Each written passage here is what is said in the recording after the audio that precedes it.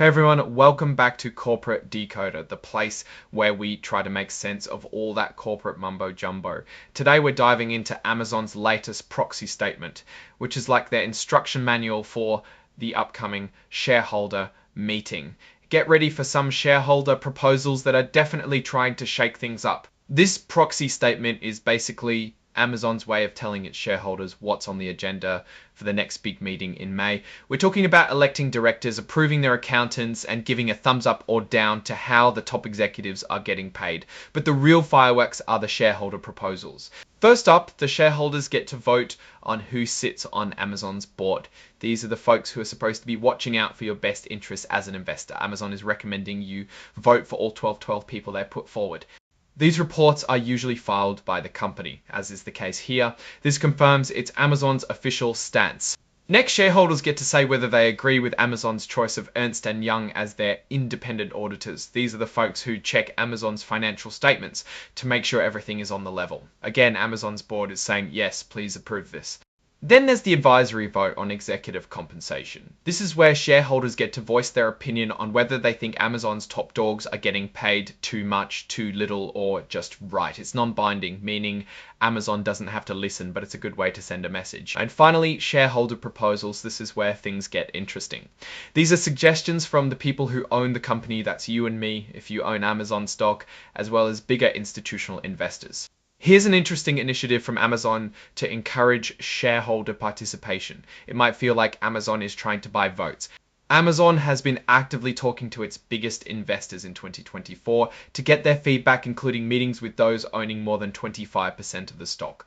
That's definitely a good sign they're trying to keep everyone aligned.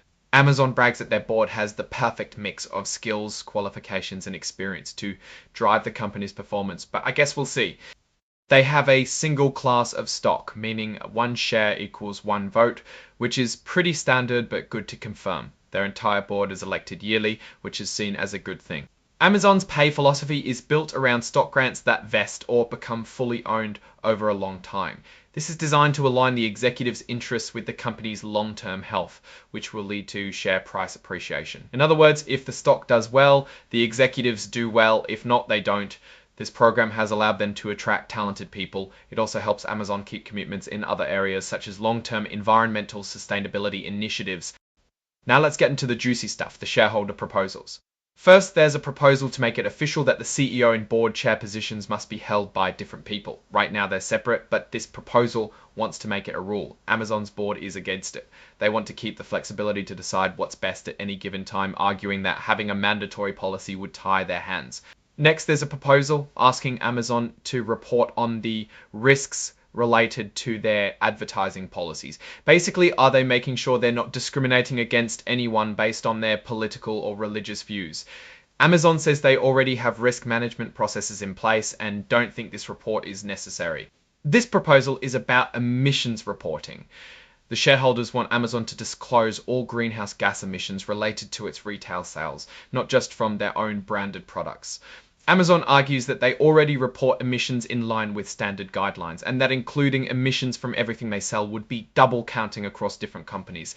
Then there's a proposal wanting to hold Amazon accountable for its data center energy consumption as it expands into artificial intelligence. This one asks for a report on how they're going to meet their climate goals, considering all the new data centers they're planning to build. Amazon says they're already providing regular updates on their progress and are working to make their data centers more sustainable. Another proposal deals with AI, specifically the board's oversight of the human rights risks associated with AI. The shareholders are asking for an independent assessment of whether the board is equipped to handle these risks. Amazon claims its board is already on top of this and that this proposal is basically the same as one that failed last year. Next, there's a proposal focused on packaging materials, particularly flexible plastics. The shareholders want a report on how Amazon could reduce its contribution to plastic pollution, aligning with recommendations from experts. Amazon counters that they are already reporting on their plastic use and taking steps to reduce it, such as removing plastic air pillows from packaging. This one's about warehouse working conditions. Shareholders are asking for an independent audit of the working conditions and treatment of Amazon's warehouse employees. including the impact of productivity quotas. Amazon argues that this would be a waste of resources because they already disclose their workforce incident rates and are subject to regulatory oversight. They also say the claims about their injury rates are based on false information. Finally, there's a proposal about data usage in AI.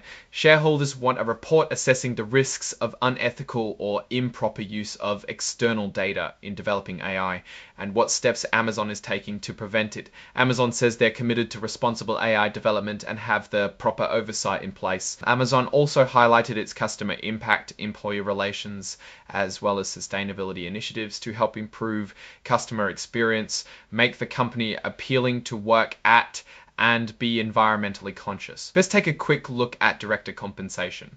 It seems the board members are paid mostly in stock grants, no one made any cash, and they seem to mostly be doing it for the stock. Amazon mentions that Ernst & Young has been their auditor since 1996. This long relationship could mean they're very familiar with Amazon's business, but it could also raise questions about whether they're truly independent. In terms of fees, they paid Ernst & Young close to $42 million in audit fees and $8.4 million in audit-related fees. One interesting change, this year's annual meeting will be entirely online. Amazon says it's to enhance accessibility and reduce their carbon footprint. Time to check out who owns Amazon. Looks like Jeff Bezos still holds a significant chunk, around 9.6% of the company's stock, followed by Vanguard Group and BlackRock. Now, zooming out and looking at the big picture, Amazon seems to be taking a firm stance on these shareholder proposals, recommending a no vote across the board. While their initiatives show a commitment to reduce their footprint and increase employees' well-being, their approach seems more PR focused than truly addressing the concerns that are consistently raised by the shareholders, so they seem to be only interested in improving aspects, as long as they align with their own business goals. That they highlighting long-term shareholder value and responsible practices, and touting their numbers while failing to act. Their financial results show the company remains a force to be reckoned with, but those high numbers come at a cost, as highlighted in the shareholder proposals. Thanks for watching. If you found this breakdown helpful, hit that like button, leave a comment, and don't forget to subscribe for more corporate deep dives.